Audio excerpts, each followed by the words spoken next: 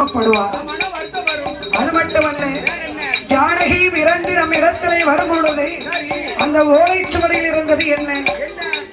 அவளுடன் பிறந்த இந்த வில்லை யார் வளைக்கிறார்களோ இந்த வில்லை வளைப்பவருக்குத்தான் இந்த பெண்ணை மனமுடித்து கொடுக்க வேண்டும். அப்படியான அவ என்ன செய்யலாம்? ஒரு சுயம்பரத்தை ஏற்பாடு செய்வோம் அப்படின்னு சொல்லி சுயம்பரத்திற்கு ஏற்பாடு செய்தார். அவளை 56 தேசத்து அரச மன்னர்களுக்கு அறிக்கை ஓலை அனுப்பினார். அதே அறிக்கை ஓலை விஸ்வாமித்ர மகரிஷிக்கு வந்து சேர்ந்தது. ஓலையை படித்து பார்த்தார். ஜானகியை மனமுடைக்கக்கூடிய தனராமச்சந்திர பூபதி நம்மிடத்தில் இருக்கிறார். இவர் இங்கிருக்கும் பொழுது எப்படி இந்த திருமணம் நடக்கும்? அதனால இவர் முதல்ல அங்க கூட்டிட்டு போகணும் அப்படின்னு சொல்லி கால்நடையாக நடந்து விஸ்வாமித்ர மகரிஷி ஸ்ரீராமச்சந்திர பூபதி இளைய பெருமாளை அழைத்துக் கொண்டு மிதலை மாநகரம் வருகிறார். சுயமரத்திற்காக மஞ்சள் அலங்காரம் பூஜோடு செய்திருக்க அன்னையாகப்பட்ட ஜானகி தேவி மாடத்திலே நின்று கொண்டு வேடிக்கை பார்த்து கொண்டிருக்கிறார். ஸ்ரீராமச்சந்திர பூபதி அப்படியே அந்த வீதிகளை நடந்து வந்து கொண்டிருக்கிறார். மேலிருந்து அன்னை பார்த்தாளாக, இப்பேற்பட்ட ஆண்மகளை இதுவரைக்கும் பார்த்ததில்லை. இப்படியும் ஒரு அழகோ, மனமுடித்தால் இவரையே மனமுடிக்க வேண்டும்.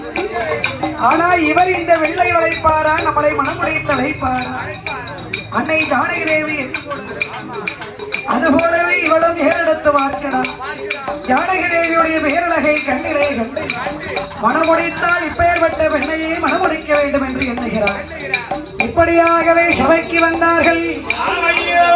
அது சிவதனுஷு வில்லை 56 தேசத்து அரச மன்னர்களாலையும் அசைக்க முடியவில்லை. அப்பொழுது என்பெருமாள் ஸ்ரீராமச்சந்திர பூபதி இடது கையாலே வில்லை இடத்தார், வலது கையாலே வில்லை வளைக்கும் பொழுது திடீர் என்ற சத்தத்தோடு பார விட்டு உடைந்தது. ஜானகி தேவி பார்த்தார். இந்த வில்லை உடைத்து விட்டாரை மனமுடிக்காமல் போவாரோ?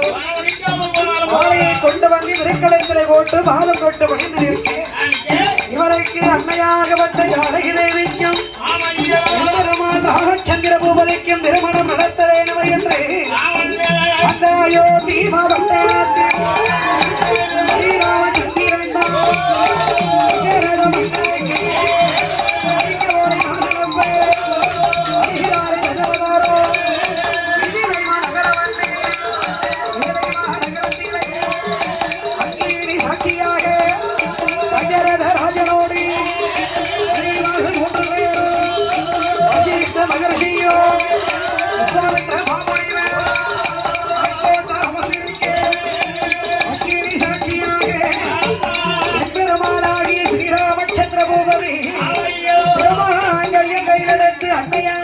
ஜானகி சீதா பிராட்டியாருக்கு திருமணம்